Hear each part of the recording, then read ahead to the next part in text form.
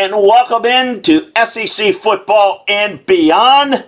A little later than normal, or actually a little earlier than normal, a normally Tuesday morning live podcast. Yeah, we're here live Monday afternoon, 5 p.m. Central. We're going to be doing this Mondays and Thursdays, 5 p.m. Central. And the show will be dropping. For those of you that love to listen to us on the podcast, we really appreciate you as well. You can still get it Tuesday mornings, Friday mornings, as per usual. But we're not doing it at 9 a.m. We're hoping this fits your schedule better, and we're really excited to be joining the great folks at Podcast Spark Southern Sports Today. We're really excited about the partnership and what we're bringing on board. My name is Chris Landry. I'm a longtime NFL scout, college coach in the SEC for years, college and pro and NFL coach for years and years, ran the combine, and been doing a lot of work in the media for a long time. And we're excited to be talking about SEC football and beyond. Why do we call it that, SEC football and beyond? It's just as the name would suggest. Talk SEC football. When it's appropriate, we'll talk some other things in the SEC. We'll talk national college football. We'll talk a little NFL. And I just am so excited to welcome in again, as we've been doing this show for a year now, my partner, Neil McCready.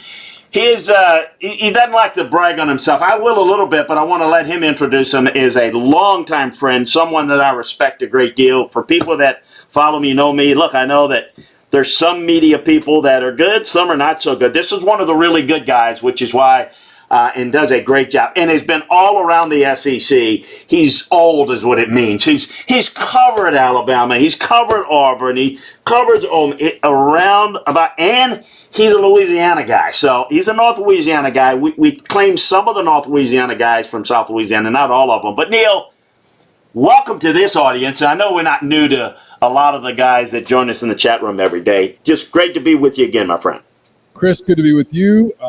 In fact, earlier today, you speak about North Louisiana. Someone sent me an article. It was about the glory days of the Ruston-Neville rivalry. And oh man, those are great. Those are great. As a former Ruston Bearcat, I enjoyed. I guess you're never a former Ruston Bearcat. Once you're a Ruston Bearcat, you're always a Ruston Bearcat. But I enjoyed reading about that. You're right. I've covered Auburn for, I guess, 6 years as a beat writer. I was in Alabama for the better part of, 12, 13 years. And I've now been in Mississippi for about 13 years covering Ole Miss. And it's exciting to be here and getting ready for another football season. This one where fans can actually cram into stadiums, which is awesome.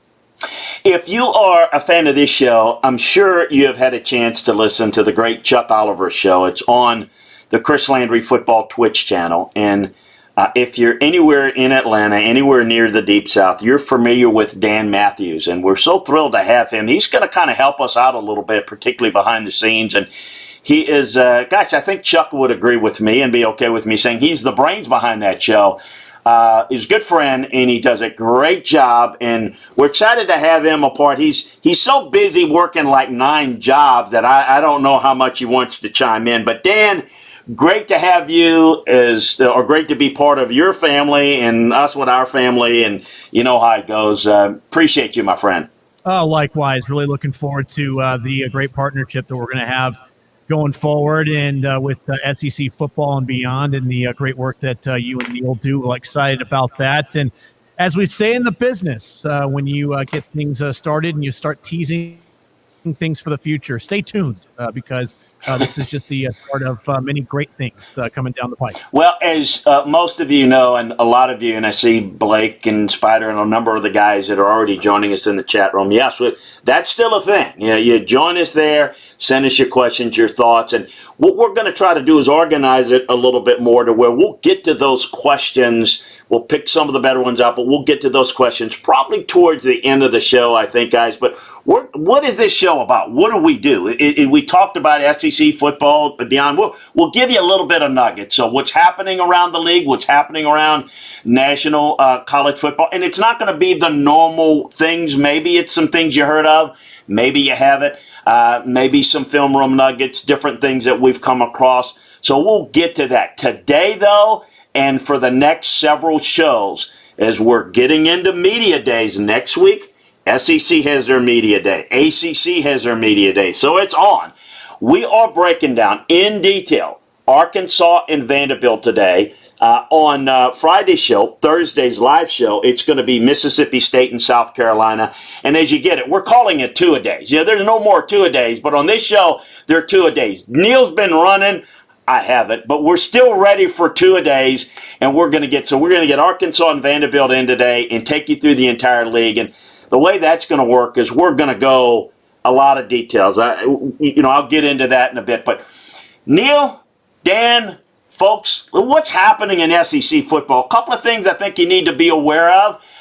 Over the weekend, it's official. LSU's former starting left tackle, Dare Rosenthal, who was thought to be transferring to Kentucky or Baylor, looked like it was going to be Kentucky, definitely Kentucky. What's really interesting about that is he was going to be the starting left tackle for LSU. He's probably going to have to move to the right side at Kentucky, with Darian Kennard being a really prominent pro prospect at left tackle. That's a bookend tackle position. A lot of talk. Failed a few marijuana drug tests. He's frustrated. Sequoia Charles, former LSU player, kind of came out and said, I don't know what this really means, but if you smoke marijuana, you don't want to go to LSU because they're hard on you there. That's what he said. He didn't. No, he didn't. He didn't mince any words there. No. So what does that mean? We'll take it both ways. What does that mean for LSU losing a starting offensive lineman this late in the deal? And then how big of an addition is that for Kentucky? It hurts. It's still a pretty good offensive line. I think they've got a good swing tackle, but this hurts. There's no question he would have been the starter. It's a big loss. Elsewhere, it's maybe not news. Maybe it's news that they don't do this, but it is news. Alabama receiving a verbal commitment from a five-star defensive lineman, Jeremiah Alexander. Now, he was an original commitment in March. If you don't follow recruiting, he committed. So, no, why are we talking about it now? Well, he backed off the commitment, and he decided to reopen his commitment. He's a top 10 prospect overall in the 2022 class, and the top-ranked player in the state of Alabama, and it's a really, really loaded class in Alabama, not only this year but next year. Georgia and LSU is other places he considered. So he reopened his commitment, decided he's going to go with the Tide. Speaking of LSU, we just talked about them losing. They get a commitment from a really good linebacker in Demario Tolan.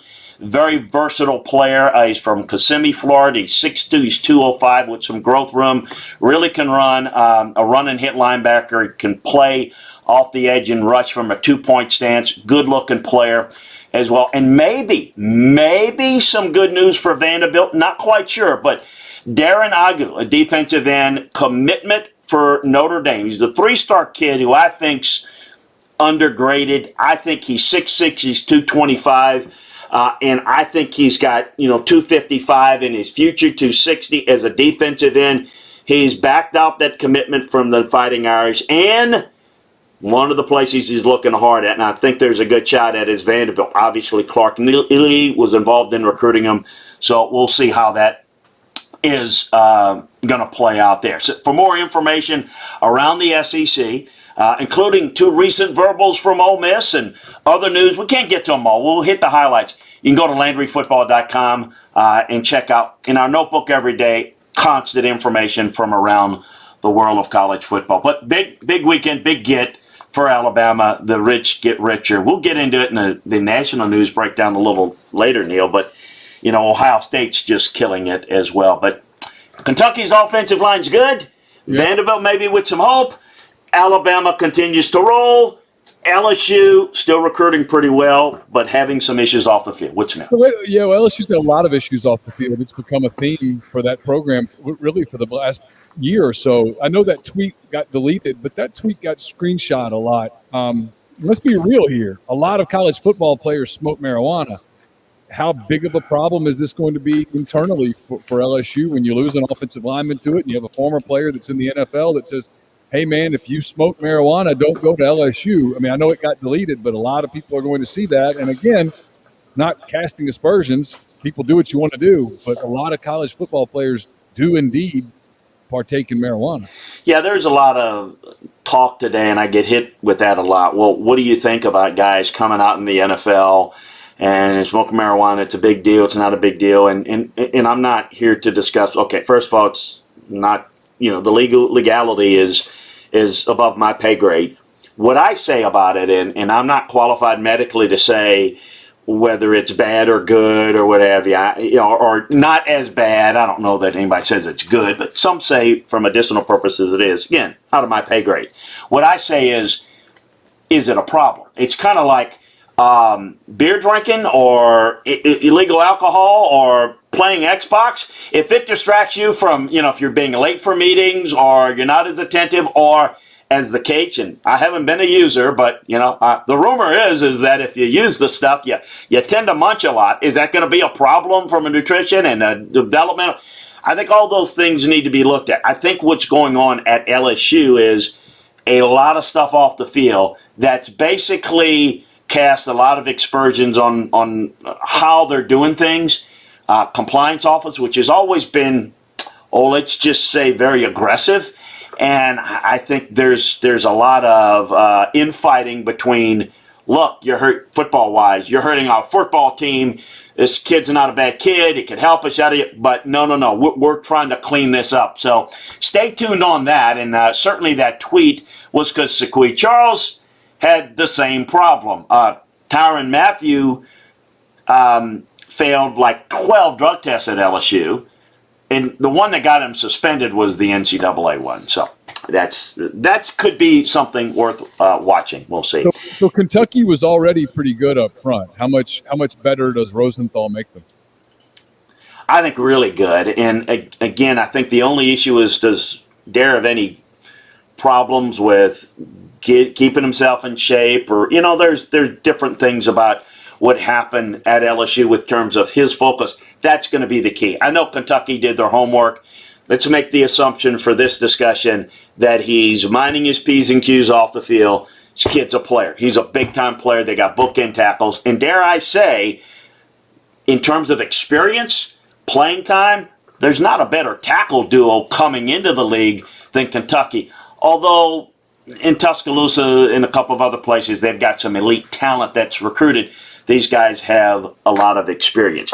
Well, it's time for a focus, and what we're going to get into next is a look at the Arkansas Razorbacks. And I tell you how we're going to do this, and one of the things that I did was made some notes here, index card, notes of, and here's how I'll break it down. I looked at film grade notes from last fall. Looked at spring practice tape, obviously talking with coaches, and kind of put some things together that are going to hopefully be illuminating. Hopefully I will be quick in hitting to certain points, and I may jump around a little bit with the team. And then I know once I get done, I want Neil to get kind of an overview and assessment, and then we're going to talk a little bit about maybe their schedule and how things may play out. But the thing that jumped out at me from a big picture standpoint with Arkansas is, there's no question that no team changed their identity more in the SEC from the 2019 season to the 20 season, maybe in all of the country, than Arkansas. Because they went back to what Brett Bielema liked to do, as opposed to when Chad Morris flipped it. The offense, they're a physical, tough offense, which is ironically opposite of what Kendall Browse, the offensive coordinator style, is. I think the offense is going to differ this year a little bit. I thought they were limited in what they tried to run because of Franks. I thought Franks limited some of the things, and they did a really good job with him, and he did a nice job working within that concept. This year, they're going to work with KJ Jefferson's legs a little bit more, and I think you're going to see a different looking offense. The defense played very consistent. I thought they did a phenomenal job against the Mississippi schools. I went back and looked at those two tapes over the weekend, how they were able to drop 8 and did a really good job. They kept the plays in front of them. They don't take risks in the pass rush. They don't get themselves out of position. They didn't do anything special on defense schematically. They really didn't. It was very simple, very basic. They just limited the big plays, and the teams that ran tempo and relied on big plays, they did a good job against them. The thing that jumps out, and we're going to get into their personnel, they need to recruit better speed overall on offense. That's the thing that jumps out. They're not an overall impressive looking roster, although they have some individual players that we've talked about here on this show the past couple of weeks, and I'm going to get into it. They need more of them. I don't see the early recruiting impact in Texas or North Louisiana that they need. They're going to have to start recruiting four-star guys. So the folks that often ask Neil and I, when can Arkansas take that? When can they do this? When you start recruiting guys that are like the Texas A&Ms, that are like the Alabamas, that are like the LSUs, and traditionally like Auburn, and we'll see what they're going to do under Brian Harsin. But you need to get more of those guys, or else it's going to be a developmental program that may be along the lines of what Brett Bielema had and no better. I mean, that's the determining factor there. So we'll see. The offensive line, and that's Sam Pittman's, baby, needs to be more physical in the run game, and they agree with that. Their offense gave up 34 sacks last year. Their offense, not their offensive line. Offensive line was an issue, but some of it was the quarterback holding the ball. Some of it was route progressions, but that was a problem. The other thing, they couldn't finish games last year with the offensive line, and that was due to the run game. And if you look at what they were able to do, some impressive wins, but they were in the LSU game, they were in the Missouri game, and it was their inability to finish up front in the offensive line that cost themselves chances to win. But, winning 3 when I didn't know if they'd win 1 last year is still impressive. Defensive front, still going to run a 3-man front. They're going to widen their defensive ends to create more pressure, as what their plan is this year. To create more space. Now, this is going to put more pressure on the safeties and the linebackers to defend the run game by doing this. So we're going to see how that works and how they adjust. And listen, I love Barry Odom. I thought he did a good job. I thought he outcoached Ole Miss's offense in that game. As I said, I looked at it again. What a great job he did in dropping 8. They were very successful. But they're going to have to improve their man-to-man coverage, and that's better athletes. You can't win in this league consistently if you can't pressure and play man-to-man, at least to some degree. Their pass rush coverage is not a whole lot. So, look, they got to develop a pass rush. They need to be more physical in the run game. Jefferson is an athletic quarterback with some wheels. I think the running back situation, and let me give you a little bit how I grade players. So as I give you, I'm going to talk a little bit about, through the time on this show, about blue grade players, red grade players. Blue grade players are the top players in the country. They are the players that make the difference in close games. They're superior talent. They're big plays. They're consistent. Red players win for you. Red players are guys that have starter-type production, high-level starter-type production in this league. Top-line red players are usually blue in either the run or pass game, but maybe fall short in the other. Red players impact plays and start on contending teams. Purple players are players that you can win with. They're usually red in some areas. They can match up with some reds, but they fall short of other reds. Very good player, solid starter. You'll want guys above those. You got to replace your oranges. Oranges are backup production only. They don't match up against the reds. And really, oranges you don't want playing consistently unless they are a red grade or above special teams player. So with that said, in terms of blue grade players, they do have maybe more blue grade players than you might think at Arkansas. I've talked about Traylon Burks, the receiver. I don't know how productive he'll be in the passing game this year. They lost their best receiver, not named Traylon Burks, so we'll get into that in a second. But he's a blue grade player, a high first round pick. He looks like Michael Thomas. I mean, he's 6'3", he's 225, and he's the spider web for hands. Grant Morgan is a great college linebacker, and Jalen Catalon is an outstanding safety. The red graded players. Traylon Smith, the running back's a really good player. He's a primary back last year. Ricky Strongberg, the center, is a red grade player in my mind. And Myron Cunningham, left tackle, is a red grade player. And then Bumper Poole, yeah, you got to love that name. He could be on the all-name team. Another linebacker. So they've got, I think, the best long snapper. Yeah, I did say long snapper in the SEC in the Jordan Silver. So really, not enough good players, but some good ones. Real quickly at running back, Raheem Boyd was outplayed by Traylon Smith. I think Raheem Sanders will team with the big back, Dominic Johnson. They had kind of a thunder and lightning. What Sam wants to do is be a power run team. You know, what they tell me is when they line up in 3rd and 3, they want to know that they can run the football against a loaded front and get movement. And they're not there yet, but that's what they want to be. Outside of Burks, there's no question that they need, Warren to come off of a knee surgery, Crawford to be real effective player for him. Now, Keytron Jackson, the true freshman, is rehabbing a knee. Hudson Henry's coming in, so yes, that is Hunter's brother. So they've got some players there. The offensive line again needs more depth, more quality. Defensively, real quick, not enough pass rush. I think they're going to be better at defensive tackle, but they're not going to be great pass rushers there. Linebackers a pretty good unit. Corner, they're not good enough. They don't have an ability to cover there. So that's kind of where I see them in terms of looking at them in terms of their schedule. They open with 3 non-conference games. And Neil, let's get into this. So I think the attitude's changed. I think this program is an intriguing one. I didn't think necessarily that I was comfortable saying last year when we started this show, I don't know that I see a win on their schedule. Well, quite frankly, personnel-wise, they probably shouldn't have beaten Ole Miss. They did. They beat Mississippi State. Can they do it again? I think that the expectation is, okay, you won 3. Now can you win 5? Can you win 6? I don't see that. I think that 6 would be a challenge.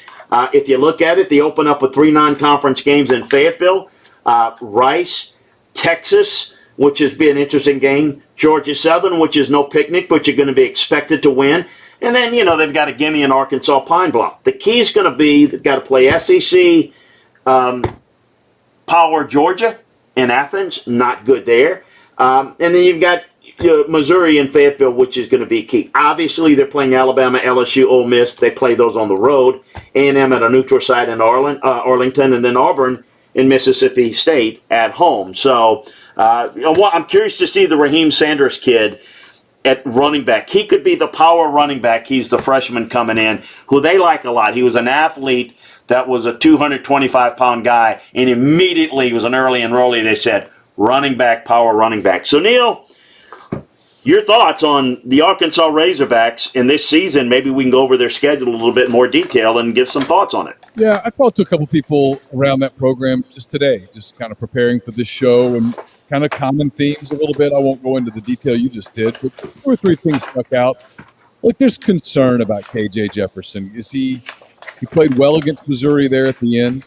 Can he translate that into a full season? Can he make the throws that are necessary to be able to keep defenses honest?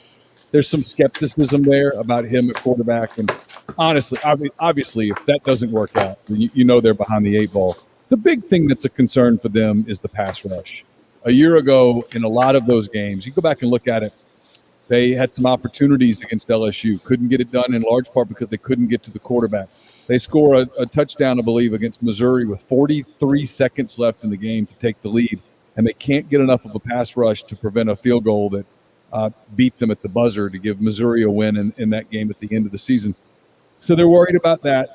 They're worried about their ability to get to quarterbacks because last year when they didn't get to quarterbacks, they got picked apart just throughout the season. You talked about Barry Odom. He had a couple of great plans last year. They did a great job against Ole Miss. They did a great job against Mississippi State. But there were some games where that secondary got lit up. And there's concerns that could happen again. The thing that stuck out talking to Arkansas people was, look, there's some people that are getting bullish on this season and wins and losses.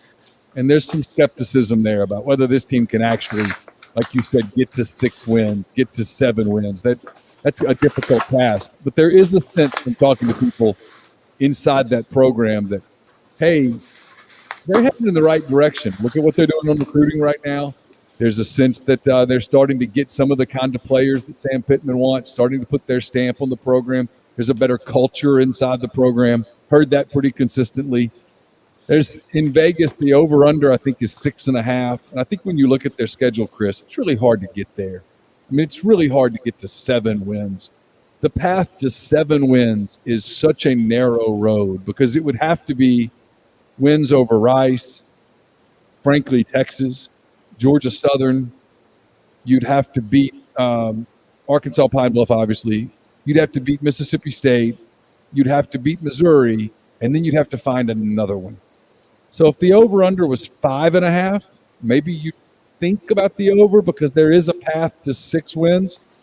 But frankly, I think this is a 5-17 that there will be a lazy national narrative, maybe even a 4-18, a lazy national narrative of, hey, they're taking a big step back, when in reality it might not be the case. It's very possible that it looks like a step back, but in reality they're putting some foundational pieces for what Sam Pittman's trying to do, which is to compete in a brutally difficult division, completely revamping what you're doing offensively and completely changing the culture of your program.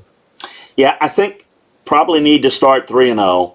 I think the Texas game is just, a game that Texas has got better overall personnel. Can they win it? I mean, that's you're likely going to have to.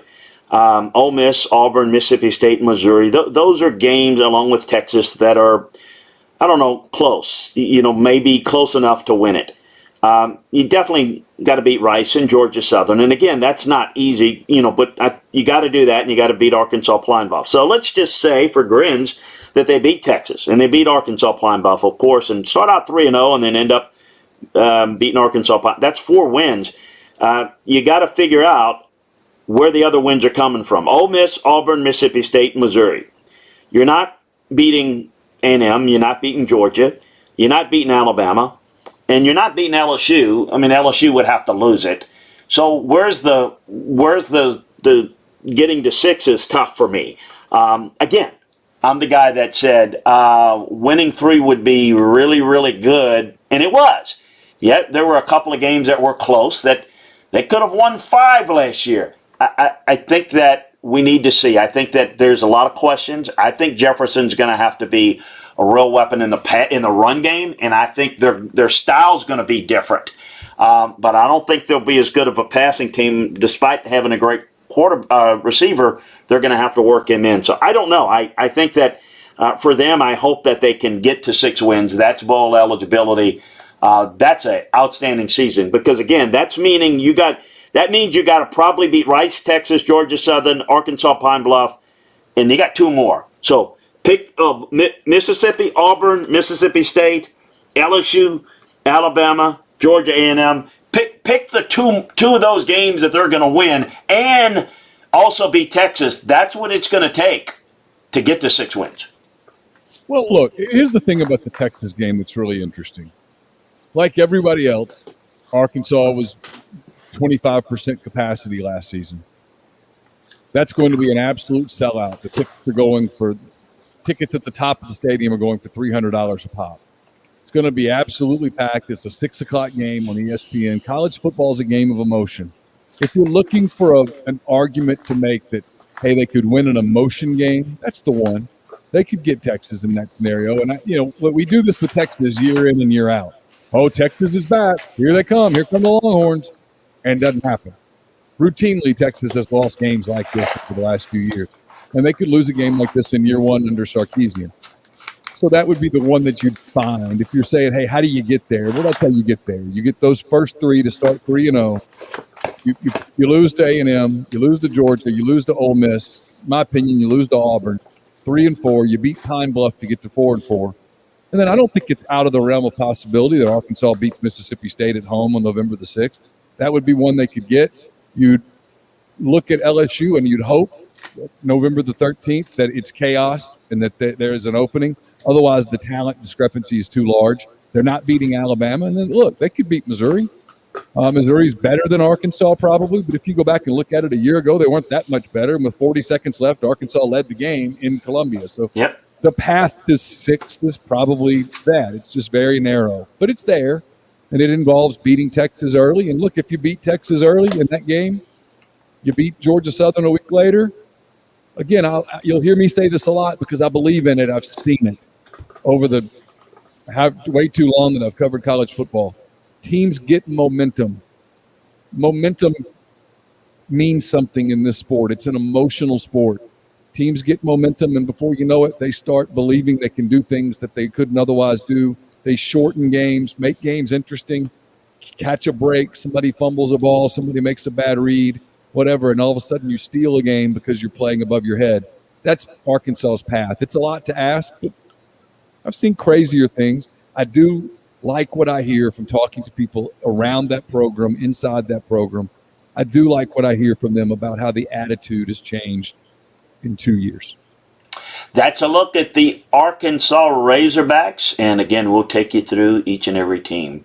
Up next, we're going to take a look at the Vanderbilt Commodores. Before we do that, I want to tell you we're brought to you by Blue Sky. Blue Sky believes in being fast, fresh, and friendly. Throughout the thoughtful layout and cleanliness of their stores, Blue Sky hopes to provide customers with a fast and easy buying experience. From services to products, Blue Sky plans to keep things fresh and always provide the freshest flavors of their brand name products and the best services available. They even bring in some of the newest products in the market to their stores to provide an even better customer experience. A smile can say it all, and at Blue Sky, they want to show their customers that they care about them and their shopping experience. They always strive to improve their efforts to accomplish exactly that. So check out Blue Sky today, any one of their 48 store locations across the Southeast. We talk about, when you talk about the Vanderbilt Commodores, you know, I put them in with Arkansas today as we were heading into the season last year. We were talking about Arkansas's winless stretch for so long. It's I know it's no surprise, but when you think about it and look back, and I look back over this weekend, Vanderbilt has lost 13 straight SEC games. The defense is ranked 12th or worse in scoring and total defense the last 2 years. We can discuss who is the worst defense in the league, and I will have comments as we go through this series about how bad certain defenses were and why, and different ways to look at it. But boy, you could make one heck of a case for this Vanderbilt defense being bad. And there were stretches over a couple of years ago where Derek Mason had pretty good defenses. They scheme a lot, they did a lot of things, and it kept them in games. That had quickly eroded. I mean, quickly. The last 2 years, the talent level, it's been a mess. When you look at the big picture, Derek Mason's tenure, you're trying to be a Stanford, Northwestern look and how he's done it. And he came from Stanford, and everyone kind of looks at Stanford, Northwestern, Vanderbilt, and Duke and say, well, they're all different in terms of their recruiting bases and how they do it. But when you look at the Pac-12 and how you have to play in that league, and if you look at for example, Northwestern, and how you can play in that league. And Fitz has a real physical approach, Stanford-like approach that works there.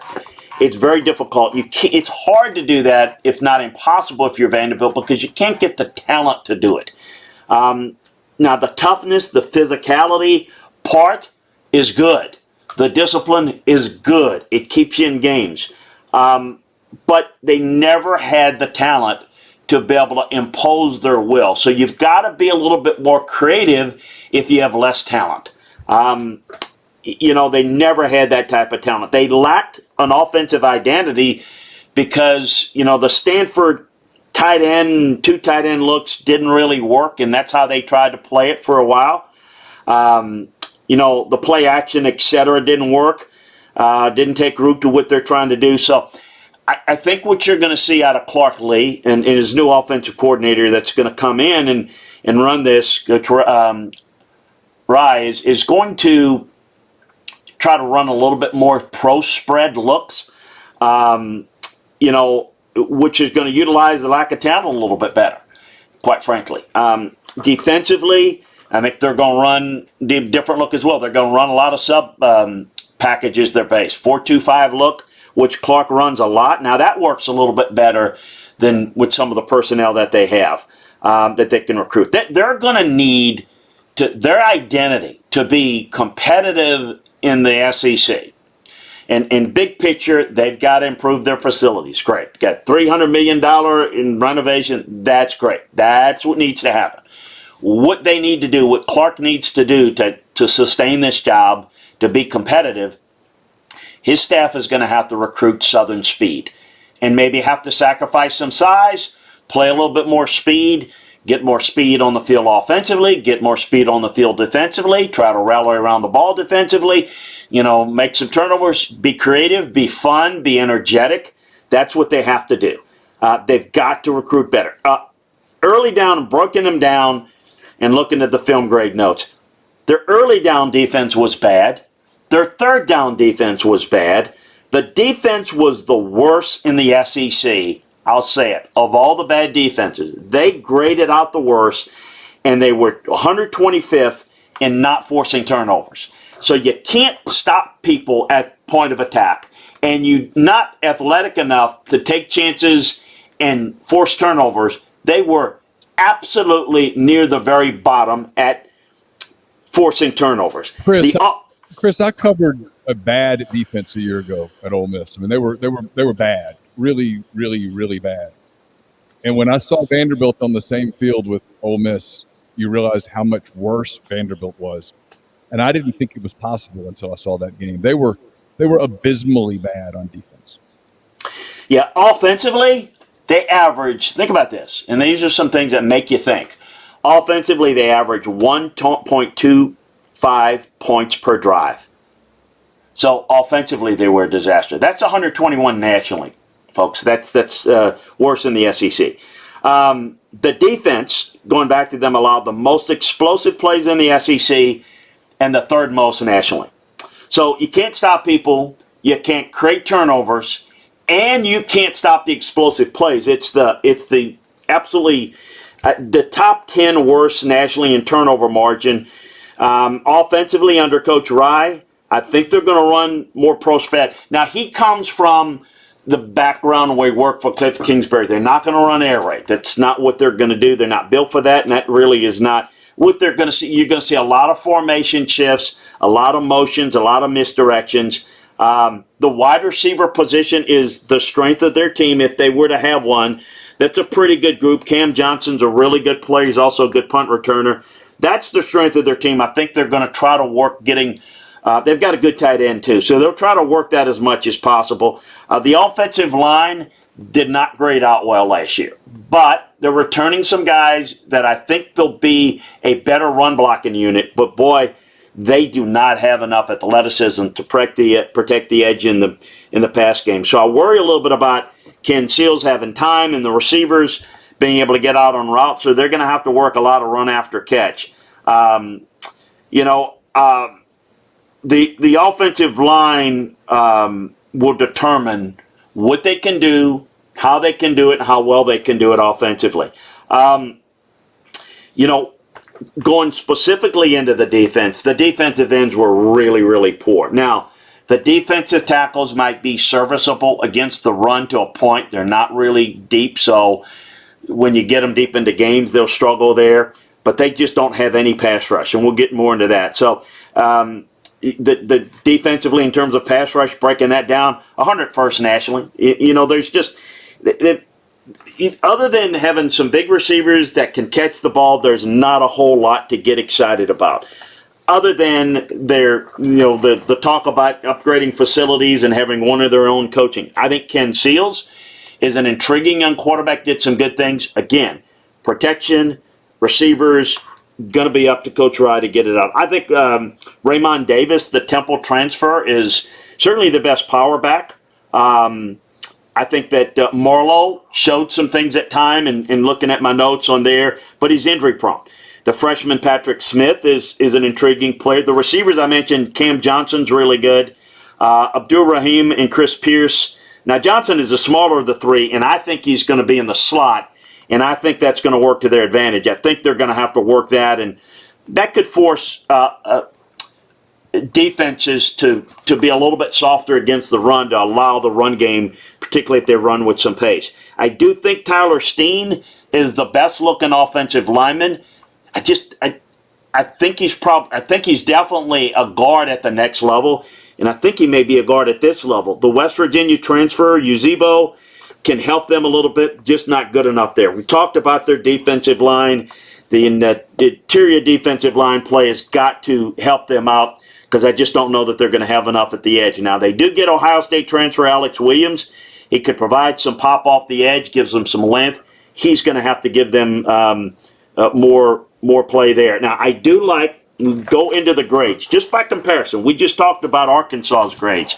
And again, blue grades, red grades. There's 0 blue graded players on Vanderbilt's roster, as I have it. There are 2 red graded players. Cam Johnson, who I mentioned, and Cam gets a red grade as a punt returner and as a slot receiver. The other red graded player is Anthony Orji. He's their ankle roller, their hybrid linebacker, and he's going to be an important factor in that hybrid defense 4-2-5 look. 2 really good players there, but there's just not enough of them, as you can see. I thought of the weakest defense, the weakest part of it was cornerback play. They were just awful. They're going to probably have to play multiple freshmen on the perimeter, as I see it. It's maybe a positive. They do get Joseph Bulovas over from Alabama as a kicker, and got to be effective there. And that's certainly with what happened to them last year, certainly a positive. There's some freshmen that I think can help. Quincy Skinner, the receiver. I think the safety Brendan Harris can play early, and I think Marcus Bradley, the defensive tackle, I think has a chance to be a really good player. In fact, I want to give a lot of shout out to Javon Hay, who kind of helped in the transition, a former Vanderbilt player. He really was the key guy that kept their recruiting together. But Marcus Bradley is a defensive tackle freshman from Gaithersburg, Maryland. He's primarily a 3-technique guy. He's a really good player. I think can help them early. In short, this is just a bad-looking team in so many areas. It's a long build. They just and I've got it in the notebook today. They got another commitment. They're up to about 14, 15 commitments for the 2022 class, which is good. They're not getting elite players. They need to get some difference makers, and I think it's going to be fun, as it always in their first year, to figure out what's their identity going to be. And I think I have an idea, hopefully giving you a feel out there for what I think they're going to do schematically. How well they're going to do it's going to be. I do think the tight end, Bresnahan's a solid player, and I mentioned Seam's a solid player.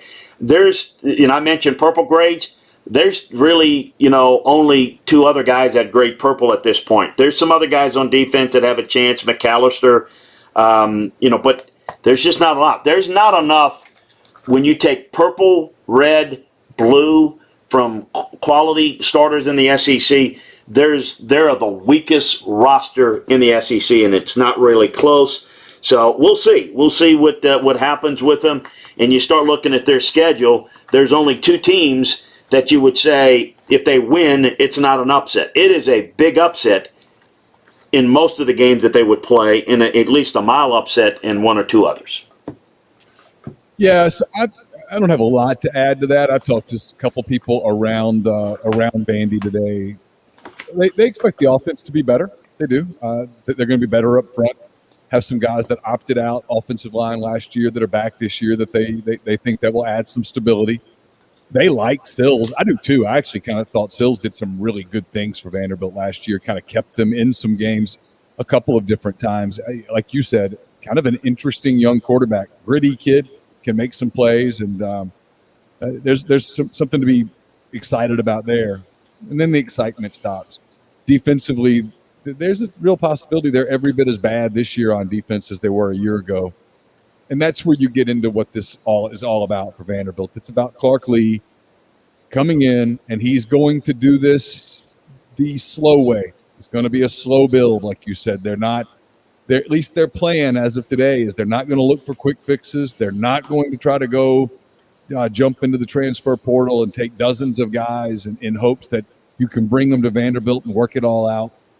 They're going to do this slowly. They're going to focus on recruiting. There is an acknowledgement right now that, hey, they might be ranked a little bit higher in recruiting than they're used to. But when this all when everybody gets through getting their numbers, they're going to fall back down to kind of where they're used to. They're not getting a lot of impact players right now, but they do think they're bringing in some guys that can be foundational pieces from a attitude standpoint, a culture standpoint. He's coming in and trying to clean up what I think he believes was not exactly a winning culture. And I don't mean winning on the field. I mean just putting they in, quit.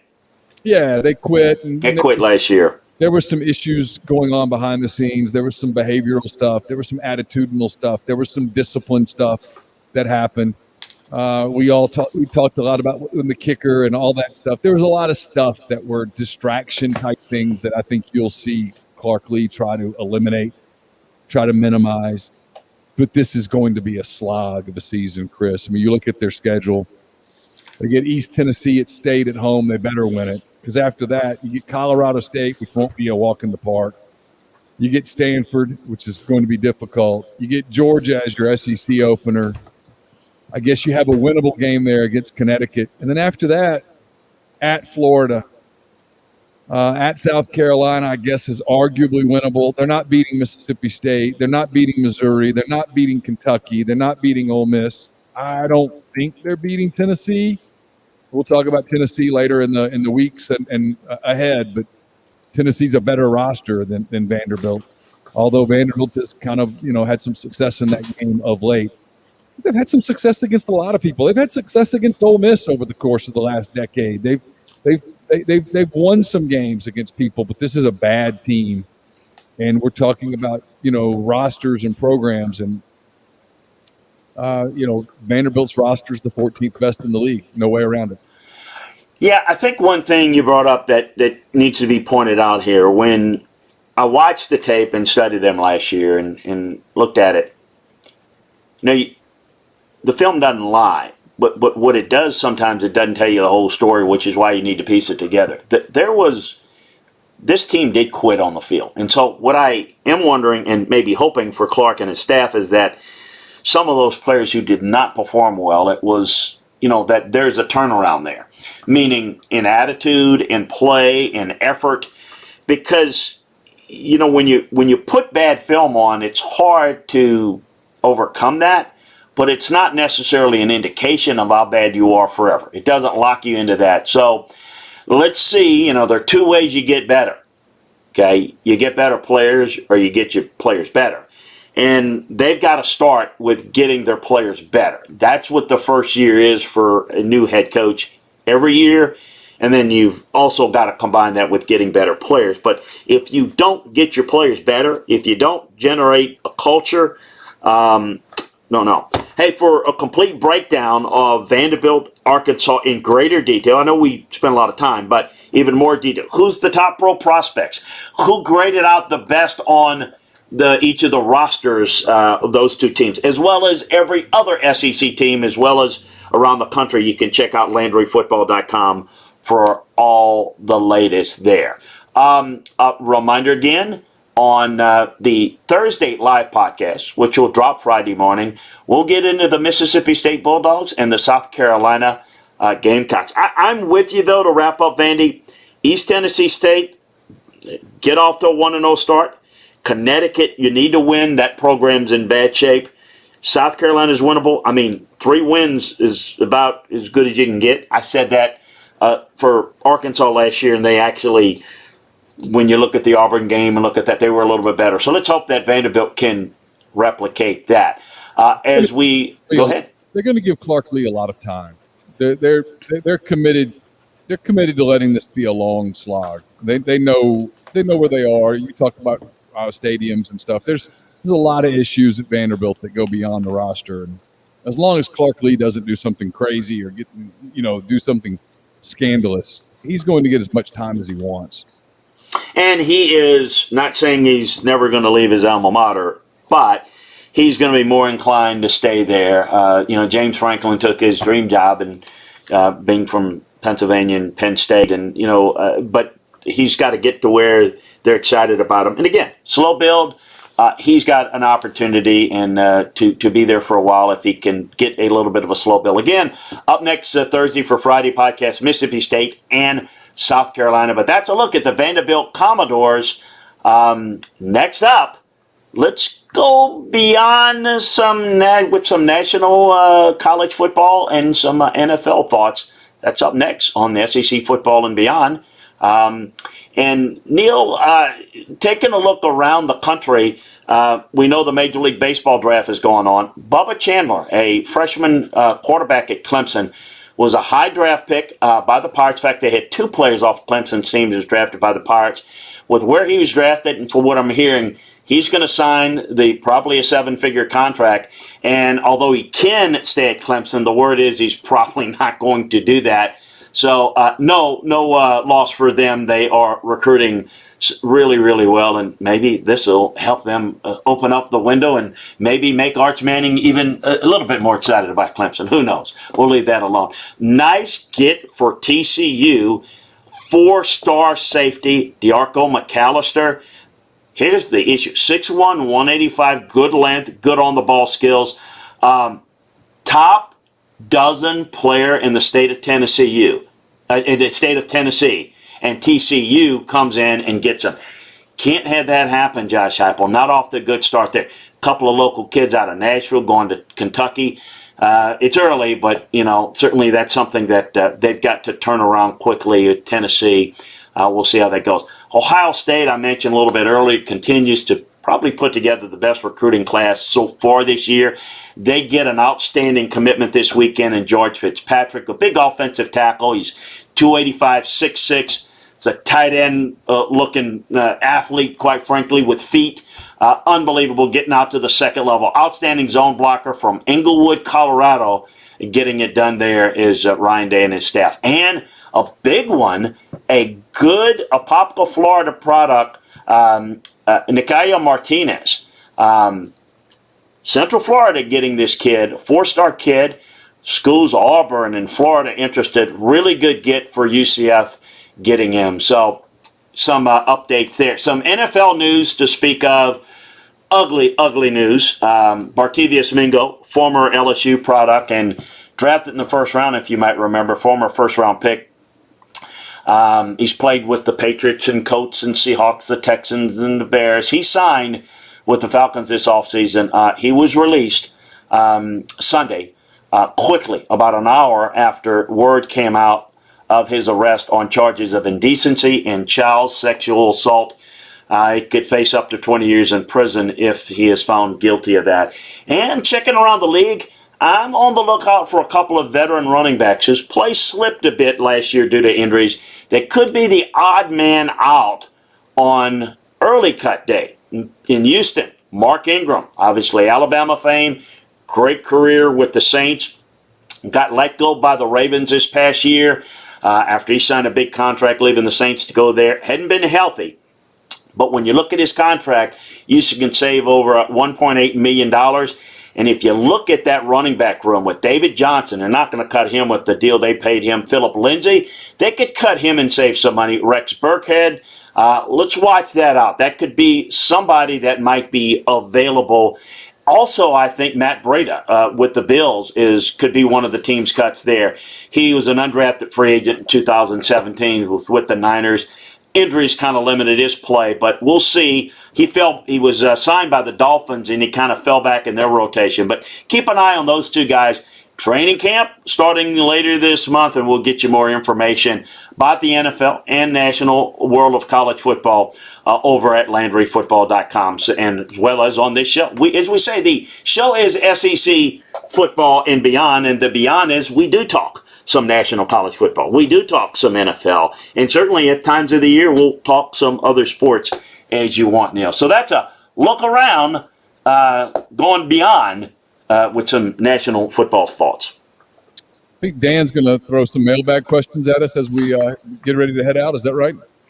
That is correct. As a matter of fact, Neil, let's throw one your direction here to start off, coming from a viewer, Sean Jones. Quick question, Neil. Has the Utah offensive lineman reported to Ole Miss yet? I don't think so, but I think he's on his way. Every indication is he'll be here in plenty of time for fall camp next month, which feels weird to say next month. I think the plan is for him to move in at center. It allows Ben Brown to move to his natural position of guard. it really deepens that Ole Miss offensive line. You know, they lost Royce Newman to the Packers. In many ways, this sort of replaces that loss. There are still some depth issues up front for Ole Miss, but that starting unit ought to be fairly good. All right, let's move it along. Blake Robinson said, heard someone say today that Hugh Freeze will be the next head coach at Arkansas. Scott Frost, you need to look over your shoulder. Oh, at Nebraska. Okay, I don't know. I say Arkansas, Nebraska. I'm sorry. Right now, Nebraska is still trying to find their athletic director. So if we're talking about the cart before the horse, I think that Hugh is definitely behind the scenes putting his name out for every job. I think he likes to have that out there. He's definitely looking to move. So I don't know that there's much there yet. Listen, I think I'm on record in saying it for those of you that are new listening to us. If it were me, that's who I would have hired if I were at South Carolina. That shake things up. That's to me, that's the direction I would have gone, and that's fine. It's nothing against Shane. I think it's going to be tougher. I get why Tennessee didn't want to go down that road because they're coming off of NCAA issues, but certainly that being one of his dream jobs, Tennessee. If circumstances would have been different and the fit there, I think, quite frankly, Hugh is a better coach than the current coach at Tennessee and South Carolina. The fit is going to be interesting. I don't know that Nebraska is the fit, though, but we'll see. We'll see what happens. All right, let's, as a matter of fact, I probably jumped along in terms of the questions because I mentioned Arkansas. So we're going to go to Arkansas right now. Chris, you talked a little bit earlier about the Arkansas lines and all the position groups, but Grind wants to know, will they be good on either line? Not good enough. I think they'll be better on the offensive line than the defensive line. Don't have enough pass rush unless the Ohio State transfer can really and he'll help them. There's not enough depth there. That's where I said for them to be a factor, and I'm not talking this year because it's not every year's pivotal, but for them to get there, they're not good enough there. They're not talented enough. They don't have enough overall speed on defense. They're not good enough on the defensive line. Offensive line, I worry less about due to who's coaching it, and I think they'll be able to attract some of those guys and develop those guys. But defensive line, I've got some issues, and I need to see more productivity recruiting in Texas and North Louisiana. They're not making, we can talk all we want about the Auburns and the Arkansas and taking that step. If you're not recruiting like the other guys, you're having to out-coach them with less talent, and you're not going to consistently do that if you want to achieve at a high level. I think right now they look like a developmental program along the lines of what they were under Brett, but maybe I think potentially to be a little bit better, a little bit more consistent. We're going to see. All right, final one. Neil, you'd mentioned earlier when we got into the Arkansas and Vanderbilt previews of talking to some on the beat. Well, this one, again, coming from Grind, saying, I heard an Arkansas beat writer for Rivals say, quote, if Arkansas doesn't get to 6 or 7 wins, then year 3 will be make it or break for Pittman. Your thoughts? What's your Rivals guy doing there, Neil? I don't know. I can't imagine that to be the case. Listen, they really like Sam. We talked about it earlier. He's done a great job with culture already. You got to remember, I've told people this story. It's a little anecdote. My daughter Campbell was a freshman at Arkansas in 2019. And I went up for a dad's weekend, and Arkansas was playing San Jose State in Fayetteville. And we'd gone out to dinner, and I was getting her back to her dorm. And her dorm, Reed Hall, overlooked Reynolds Razorback Stadium. So we were it was third quarter of that game, and I thought, we're getting her back in plenty of time. I won't run into any game traffic or whatnot. Because I was staying out in Springdale and so I was dropping her off to get back to my hotel. And man, Dan, the people were just streaming out of that stadium, and they were livid. They were furious. It was a little while before the loss. They lose to San Jose State, and the everything about that program in 2019 was negative, was caustic, was cancerous. And look where they are today. They're significantly better, but this is a tough league. And so no, I mean, let's say that I'm right and Arkansas goes 5-7. That doesn't put Sam Pittman on a hot seat in year 3. That's coming up with those types of hey, you've got to turn this around in 3 years. That's how you run the program into the dirt repeatedly. As long as it's kind of like what I was saying about Clark Lee, as long as there's nothing scandalous and he's continuing to change culture and change attitude and build, and I do think he is. No, I think he'll get a lot more than 3 years at Arkansas to get it done. I actually think he's on the right track. I think you're going to see Arkansas take a step back, wins and losses, but I think anybody who's looking at it at the end of the year, and if I'm wrong, I'll own it. At the end of the year, I think people will look at it and go, hey, that's a program that's headed in the right direction. Maybe slowly, and that's just how it's done in this league oftentimes, but I do think they're headed in the right direction. Yeah, win 3 last year, feels like they won 5, so people think, win 6, 7 is in the bag. It's not the way it works. Everybody looks at it and says, well, we're going to improve. Here's a news flash. Everybody tries to improve, so everything is relative. So keep that in mind. I think that, and I know that I defend coaches a little bit when they deserve to be defended, and I hammer them when they deserve to be hammered. This is a program that needs a lot of work, not as much as some others, but you're looking up at places that you're not going to penetrate ahead of Alabama, A&M, LSU if they're doing it right, Auburn if they're doing it right. I mean, you're looking at probably 4th, 5th best in the SEC most years. Yes, there were times where they got 3rd best in the West. I get it.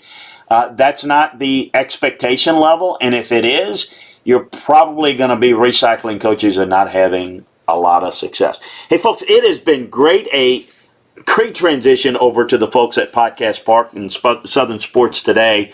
I want to remind you, again, if you're listening to this, we love having you. If you're catching it for some reason and you want to make sure that you don't have it delivered right to your phone or your mobile device every day, go to thepodcastpark.com and sign up via the Southern Sports Today app, and you can join us. This podcast will drop first thing on your way to work. First thing, cup of coffee. You can listen to us on Tuesday mornings, Friday mornings, and we just love all of our friends that join us in the chat room as we do this show live on Twitch TV, YouTube, Facebook, on Monday evenings and Thursday evenings at 5 p.m. Central Time. So, Dan, Neil, so good to be with you, and we're going to join all of you back again on Thursday live at 5 p.m. We'll see you then, everyone.